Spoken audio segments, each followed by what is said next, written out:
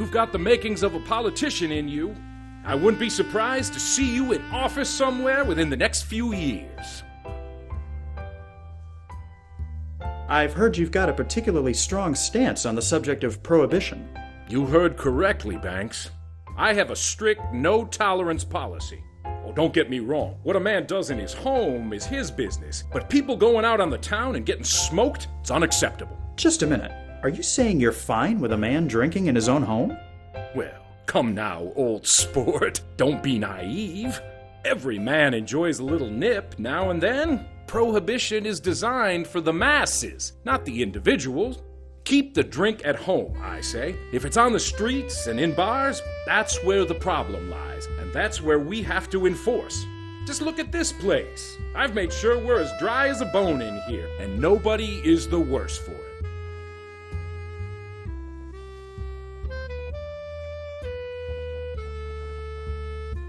Have you lived here long? About 20 years, in fact. This city has grown considerably since then, and I'm proud to be involved in its government. Know anything about the other club members? They seem a bit cold. Nah, don't let them get to you. They're just a bit shy around new members. Soon enough, they'll warm up to you, and they'll be like your second family. In any case, the bookworm over there is Carlton Meeks. From what I understand, he's in the real estate game. The two gents over there are John Norris Sr. and Jr. Not a day goes by they aren't in here having some sort of squabble. And finally, the esteemed gentleman leaning on the counter is Franklin Evans. Don't think I've seen his face in years. He tends to keep to himself, you see. They're not the liveliest bunch, but they'll grow on you. Nice chatting with you. Likewise. Good book?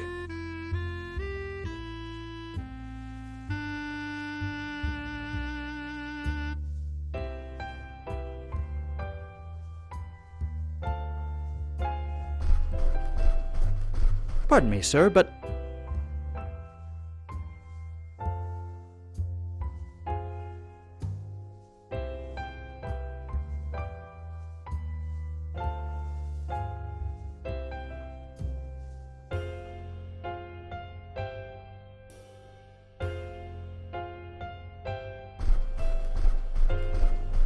Mr. Miller?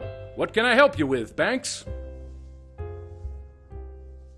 Mr. Miller, this may be none of my business, but I was just trying to talk to the fellow over there by the counter, and, well, he's got a very strong scent of alcohol on him. I felt a bit woozy just standing next to him.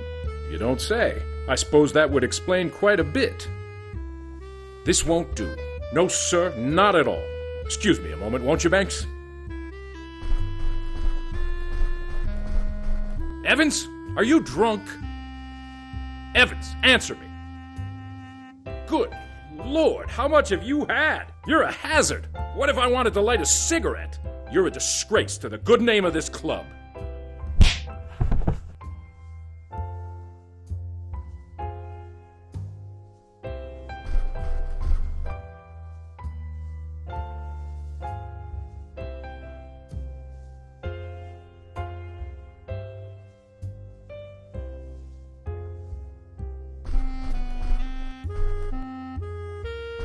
Your hat, sir. Thank you.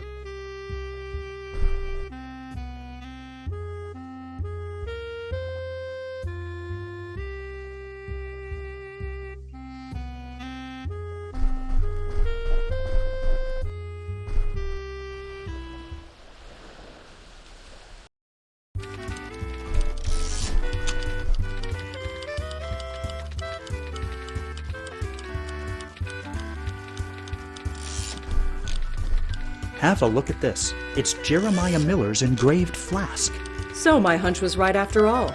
Nice work, Banks. It's a bit of a tenuous link, but it's probably the best we'll be able to do at this point. Well, a deal's a deal. You can go ahead and tell Merrick I'll write for him. I appreciate your help, Miss Douglas.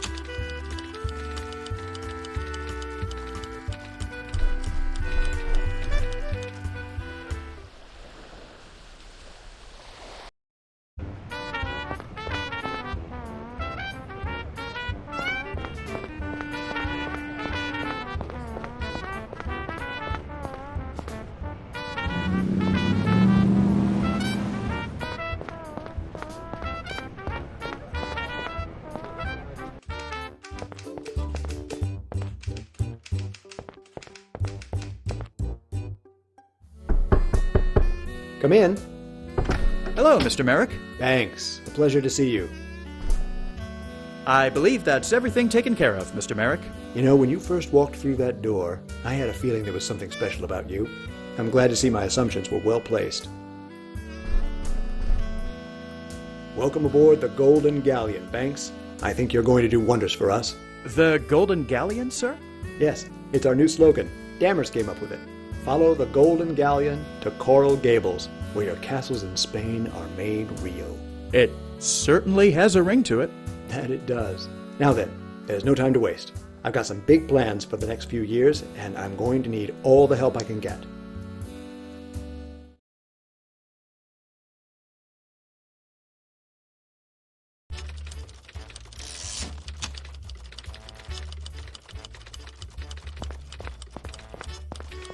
How are those sales going, Banks?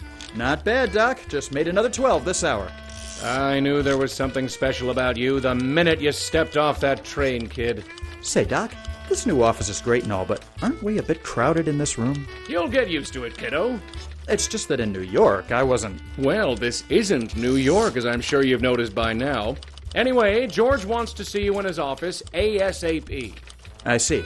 Thanks for letting me know.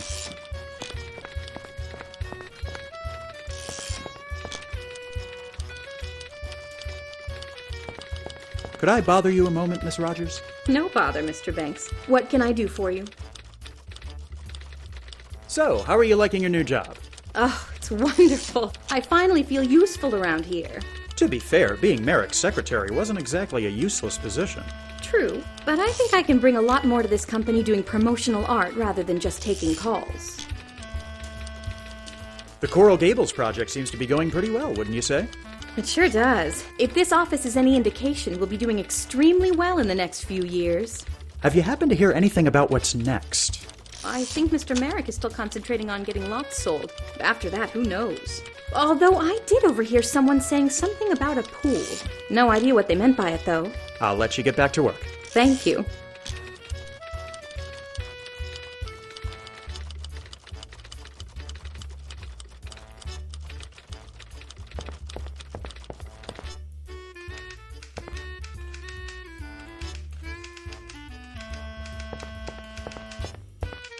Got a moment, Wilson? Of course, Banks. What can I do for you? What's that you're working on? Oh, I'm just getting a few reports transcribed for Mr. Merrick. Reports? Yeah, you know, the reports you all have to do after making a sale or interviewing a potential client. The ones you're required to do. Oh, sure, those, of course. Things around here seem to be shaping up pretty nicely, wouldn't you say? They certainly seem to be, Banks. They certainly seem to be. See you around. Hey, Doc. Howdy, Banks. Everything going well for the development? Not well, no.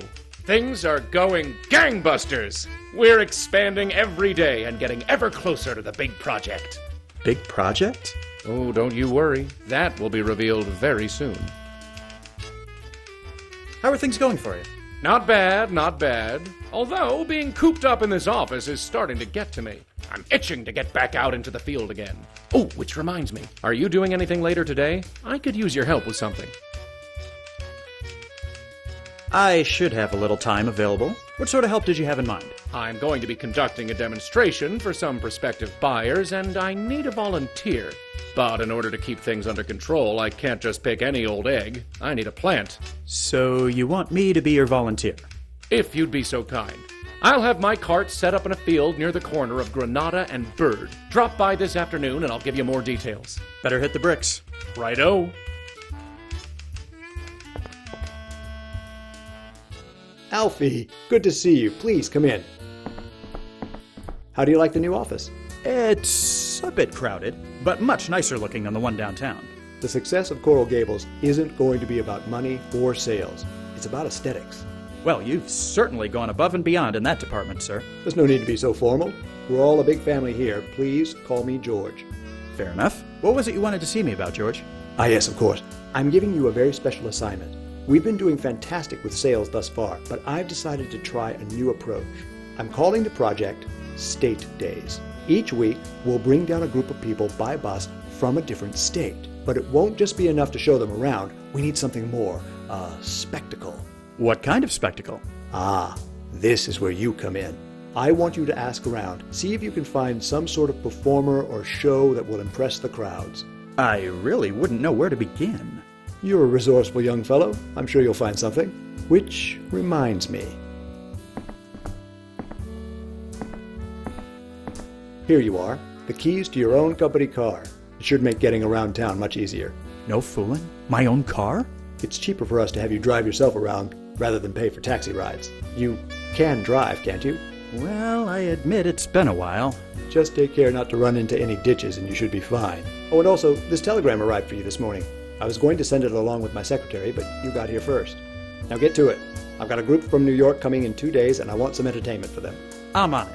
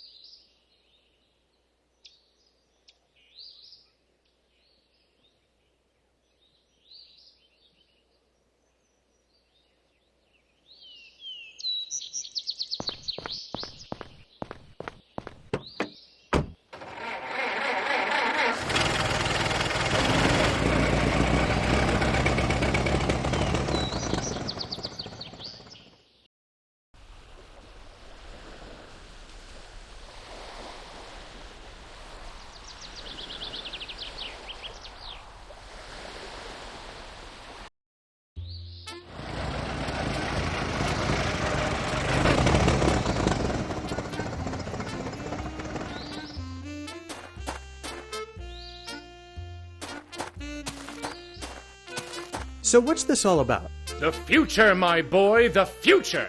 And what will I be doing exactly? You're going to be my plant in the crowd, but there's one last thing I need before we're ready to go. What's that?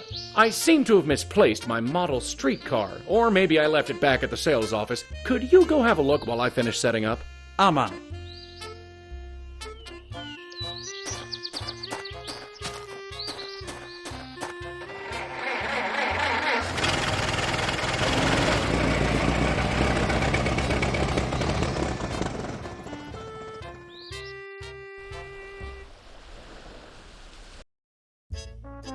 There he is. Beauregard, how nice to see you. Oh, why so formal, Alfred? Aren't you glad to see your brother? Of course, I just wish I'd had a bit more of a warning is all. Oh, come on. Who needs warnings with family? Anyway, let's have a seat. I was about to chew my own arm off waiting for you.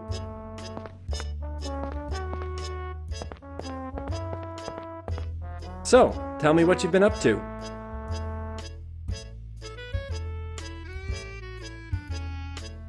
I'm working on an assignment at the moment.